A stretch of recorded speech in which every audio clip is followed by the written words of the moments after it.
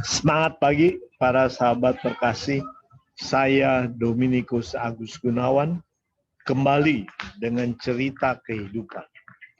Kali ini saya mengambil judul Mulutmu Harimaumu. Apakah yang dimaksud dengan ini? Saya akan membahas bahwa mulut atau lidah itu sangat berbahaya. Karena itu kita perlu hati-hati dalam menggunakannya. Mulut memang kita gunakan pertama untuk makan.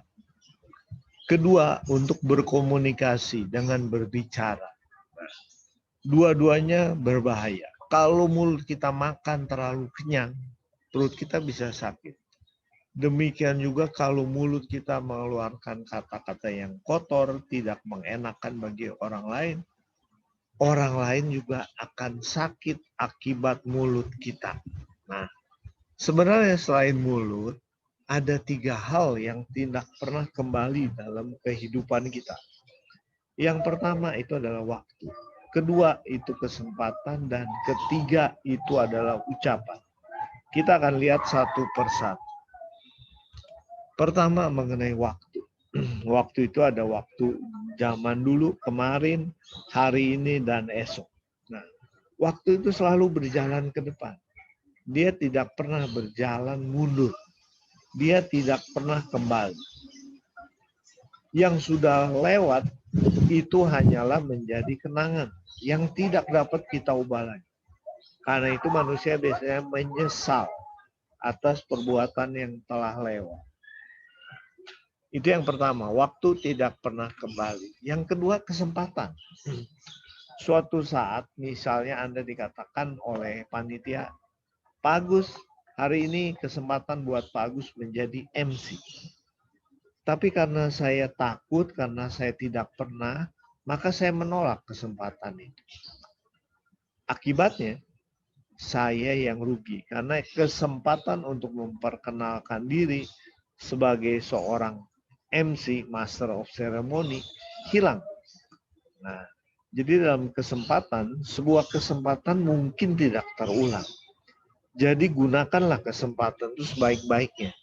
Gimana agar saya dapat mempersiapkan kesempatan yang datang tidak diduga itu? Kita perlu terus belajar, terus mengembangkan diri. Sehingga pada saat kesempatan itu datang, kita tinggal meraihnya. Jangan abaikan kesempatan yang hadir dalam hidup Anda. Karena mungkin tidak terulang lagi, cuma satu kali. Manfaatkanlah. Karena itu bersiaplah lebih dahulu.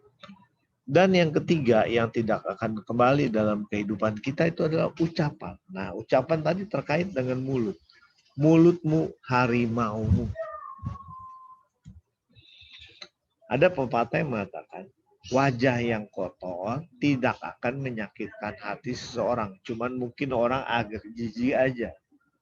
Tetapi lidah yang kotor pasti akan menyakitkan hati seseorang. Lidah yang kotor itu maksudnya, atau ada pepatah lain, lidah memang tidak bertulang. Sehingga kata-katanya bisa yang baik keluar, bisa yang jelek, bisa umpatan, makian, dan sebagainya. Karena itu hati-hatilah dengan lidah kita. Karena dari lidah, dari mulut, macam-macam penyakit yang perlu kita waspadai. Ya, tadi makan seenaknya, perut kita sakit, gigi kita sakit. Makan yang pedas, kita jadi buang air. Tapi penyakit mulut yang lain adalah tadi kata-kata yang kasar, kata-kata yang menyakitkan. Itu lebih membahayakan. Ada pepatah juga yang mengatakan gini, berhati-hatilah dengan perkataan dan perbuatan. Jika sudah melukai hati seseorang, maka itu adalah bagaikan sepotong paku, sebuah paku yang menancap di kayu atau di pohon. Kita sudah minta maaf, artinya paku itu dicabut, tetapi lubangnya tetap masih ada. Nah, ada kesan negatif, ada sakit hati yang susah dihilangkan. Karena itu, sekali lagi, hati-hati. kendalikan. Mulut kita, mulut berasal dari hati, hati kita, pikiran kita, mulut kita, perbuatan kita, tangan kita, dan kaki kita juga. Saya akan membahas beberapa kata yang berbahaya. Yang pertama itu kata tidak. Kata tidak ini sebenarnya akan hilang dalam pikiran bawah sadar kita. Misalnya, kalau saya kepada mahasiswa di lembar ujian saya tulis, dilarang menyontek. Maksudnya supaya mahasiswa tidak menyontek. Tapi mahasiswa waktu ngerjakan nomor 1 gampang, dia kerjakan. Nomor 2 juga mudah. Nomor 3, aduh sulit. Nomor 4, tidak bisa. Nomor 5 juga bingung. Di bawahnya ditulis, dilarang menyontek.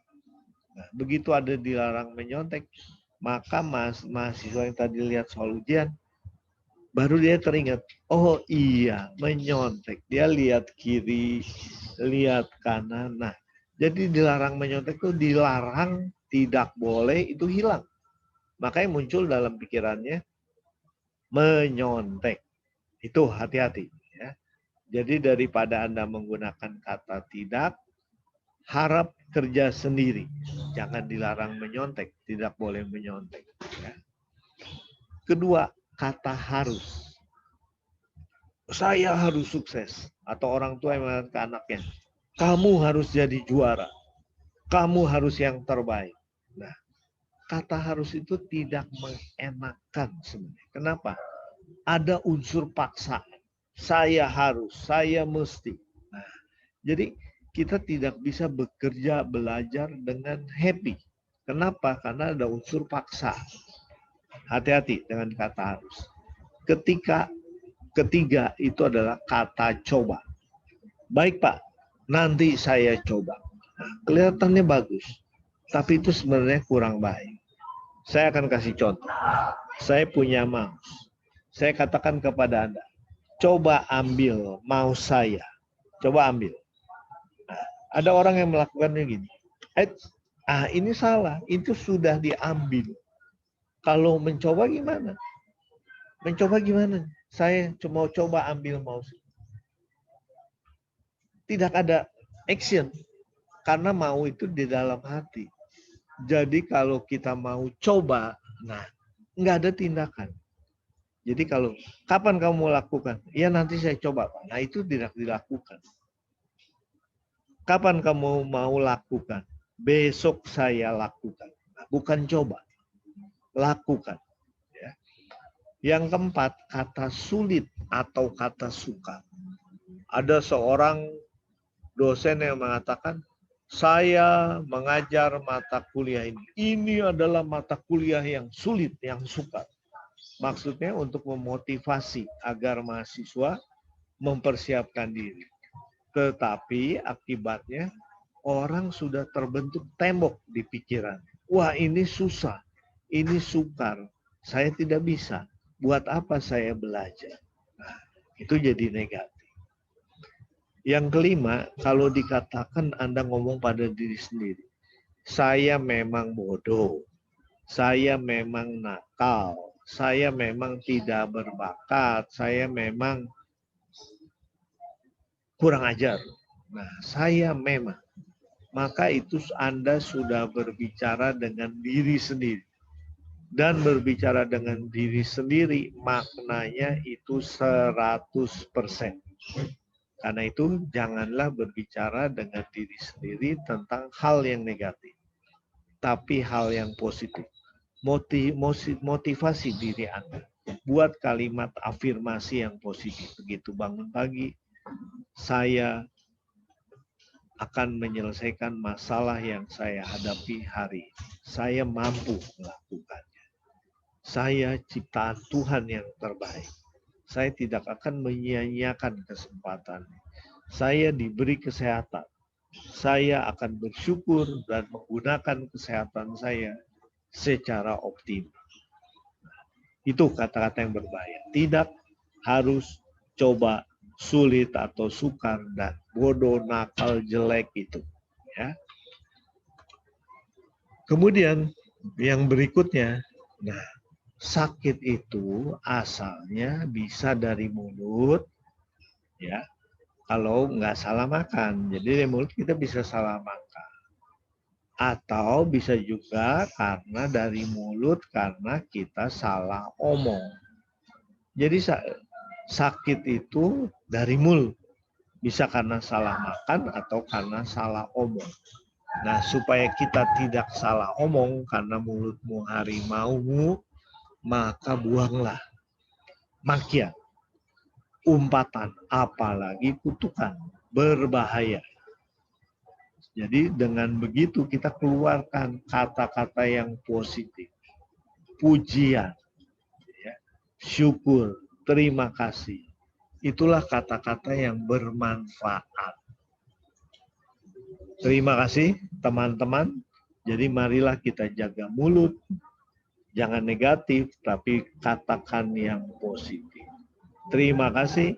Sampai jumpa dalam cerita kehidupan yang akan datang.